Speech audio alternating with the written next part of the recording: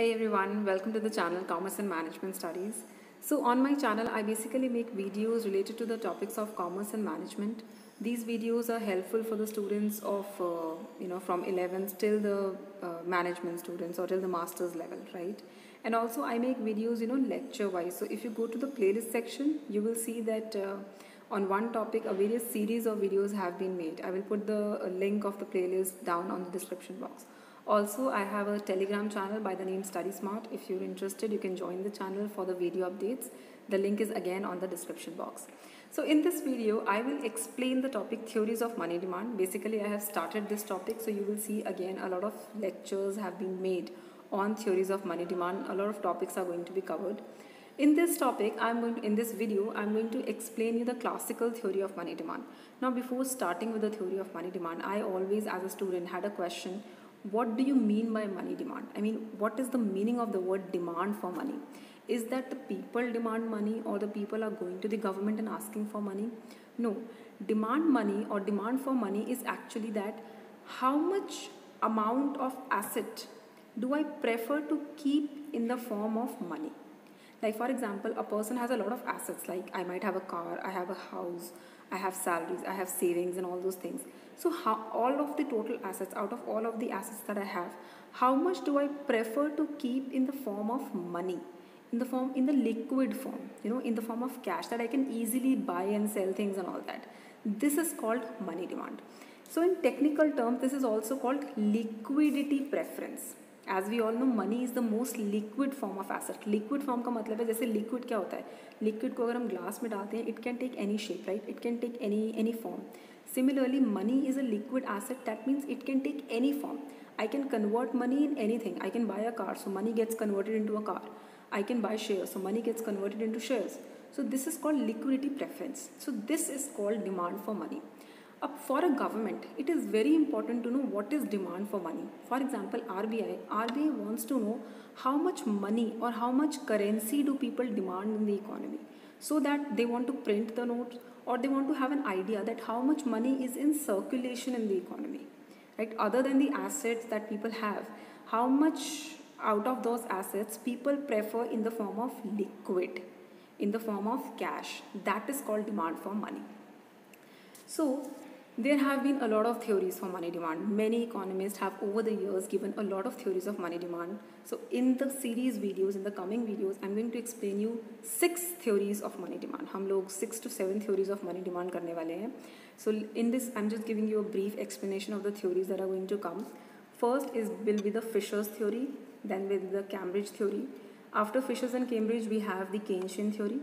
After Keynesian theory, we have Friedman's theory. Friedman's theory के बाद है Tobin's portfolio approach, and then we have Baumol's inventory approach. So ये 6 theories हैं money demand की. अलग अलग theory का अलग अलग aspects हैं. We are going to study them.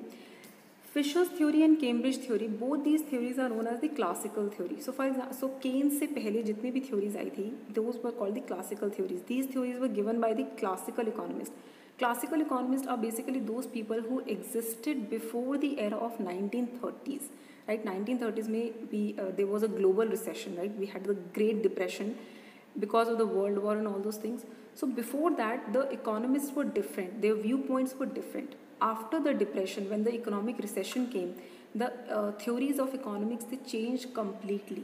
So before that era, we call the classical theories. So Fisher's and Cambridge are the classical theories. Then came the Keynesian era, where Keynes has given a lot of theories in economics, so these theories were prevalent. And after Keynes, so many theories also came. They are known as the post-Keynesian theory, right? So these are the theories of money demand that we are going to study. In this video, I'm going to explain you the Fisher's theory of money demand. So I hope you understand. Again, if you are liking the videos, please subscribe to the channel. Do write in the comment section so that it motivates me and it boosts me, and I keep on making the videos like that. So let's start with the Fisher's theory. So first of all, under the classical theories, we have 2 theories. Number one is the Fisher's theory, and number 2, then we have the Cambridge theory. Both these theories are not very different into each other, but yes, since Cambridge theory came later on, it has added some extra points to the Fisher's theory. Otherwise, more or less, both the theories are very similar to each other. So first we have the Fisher's theory. First of all, I will tell you the basic equation that the Fishers gave. The equation given by Fisher's theory. Okay, first of all, Okay, let me explain you a little definition for it. Since Fishers was a classical economist, the only viewpoint was that money is demanded for transaction purpose only. That means if a person wants cash in his hand, if a person wants liquid assets, it is only for transaction. He only wants to do that to buy and sell, right? And second thing that the classical economists believe, remember that we have done in the theories of employment and output also, classical economists always believed that there is always equilibrium in the economy. They always believe that demand and supply will work automatically together and there is going to be the equilibrium in the economy. So he also had a notion that money supply is equal to money demand. So based on these two assumptions, number one, money, the main function of money is the medium of exchange, and second, that there is always an equilibrium in the money market. So demand for money is equal to the supply for money. Demand for money means how much people want their assets in the form of money. That is called demand for money. And supply of money is how much money is being circulated in the economy. That means the banks, how much money they are printing and releasing in the economy. That is called supply of money. So according to Fishers, there is always an equilibrium, right? On these two notes, we will start with the Fishers theory. So first of all comes the Fisher's equation. He has given the equation MV is equal to PT. Now let's understand these variables one by one. First is M. M is basically money in circulation in the economy. In the economy, how much money, how much assets in the form of liquid money are there. That is called money in the circulation in the economy. I'm going to explain you this with the help of an example also. V is the velocity of money. Velocity of money means how much transactions are taking place with one note. For example, I have a 10 rupee note. I use that 10 rupee note to purchase something from you. You use that 10 rupee note to purchase something from somebody else. Somebody else is using that 10 rupee note to purchase something from somebody else. So in one day, how much transactions or how much exchange is happening of that one 10 rupee note?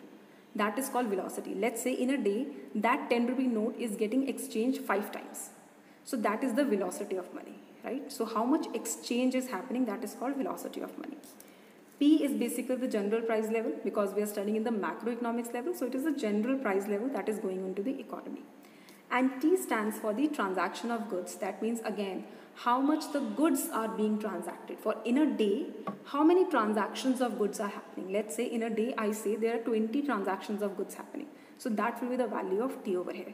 So according to the Fisher's equation, MV is equal to PT. So if you see M over here, M is the supply of money, right? From this theory, from this equation only, we will later on find out the demand for money. Let's understand this with the help of an example first. Let's say there are 200 units of goods that are transacted. So let's say we are doing this in construct of one day only. In one day, 200 units of goods were bought and sold, right? So T stands for 200. The general price in the economy was 50 rupees. Let's say for price for one good was 50 rupees. Now 200 goods were transacted and the price of each good is 50. So what is the volume of trade? In one day, 10,000 rupees trade has been done, right? 50 rupees for each good and 20 goods were transacted. So 10,000 is the volume of trade in one day. Clear? Now let's say the velocity of money is 10. That means in one day, one note or let's say 1 rupee is transacted 10 times. Like I bought one thing of rupees of a certain amount. Then you use that same currency, that same paper note to buy something else. So velocity is 10. So now find out how much money is in circulation in the economy. I think it is pretty simple. So according to the Fisher's equation, since MV is equal to PT, in one day, 10,000 volume of trade has been done. Of rupees 10,000 volume of trade has been done. One note or one currency or 1 rupee can be used 10 times. So that means in one day, the stock of money is, using the equation, 1,000 rupees. If there is 1,000 rupees in the economy, and that 1,000 rupees is being used 10 times. So that means in one day, we can use that 1,000 rupees to buy 10,000 goods. Goods worth rupees 10,000. So this is the equation for Fisher's. MV is equal to PT. Clear? And this is just a hypothetical example that I am giving you to explain the Fisher's equation. M is the money that is in the economy. By money, always keep in mind the liquid money. V is how many velocity, how many transactions of monies are happening. P is the general price level and T is the trade that is going on. Clear? So this is the equation given by Fishers. Now let's find out the demand for money. So this M, that is 1000, this is basically the supply in the economy. That means bank knows that we need to put 1000 rupees in the economy. People are using these 1000 rupees 10 times. So 10,000 rupees are there in the economy and 10,000 trade is happening. So this is the supply of the money in the economy. So according to Fishers now, MV is equal to PT. So if I take V on the right side, it becomes M is equal to 1 by V into PT. Clear? Now, I am converting this 1 by V into K. The reason is V, that is the velocity, how much transaction, how much exchange of money is happening, and T is the, again, transaction of goods. This remains more or less same, unless the economy is growing at a very larger rate or unless something really recession happens, then only this V and T change. Otherwise, on a constant level, the velocity and the trade remains fairly constant. So since these remain constant, we can convert them into certain variable. Let's presume for a while that they remain constant.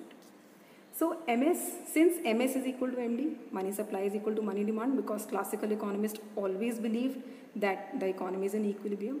So according to this equation, according to the Fisher's equation, money demand is nothing but K multiplied by PT. Now K is any constant variable. This basically comes from the velocity of transaction. The macroeconomic policy makers, the RBI, they certain have an idea of it. They have a little idea of it, that how much transactions are going on. Okay? So according to the Fisher's theory, demand for money is directly proportional to the volume of trade or to the prices of level. So according to Fisher's, if the prices in the economy go high, the demand for money in the economy will go high. And he also said it also depends on the volume of trade. If the volume of trade is going high, the demand for money will automatically go high. This was the Fisher's theory of money demand. And I think it's very practical also. If the economy, if the prices are going higher, people will keep more money with them because they want to transact, right? Similarly, if the trade is going high, if people are buying more goods, then also they want more money in hand. This was a very classical theory given by Fishers. So this is the Fisher's theory of money demand. I hope you all understand this theory. In the next video, I'm going to explain you what is Cambridge theory, not very different from the Fisher's theory, and what is the criticism of classical theory, why we do not use classical theories now. So I hope you like the video. If you do like the video, please share the video and like the video, give me a thumbs up and subscribe to the channel. Thank you so much. Till then, keep learning and keep watching. Thank you so much.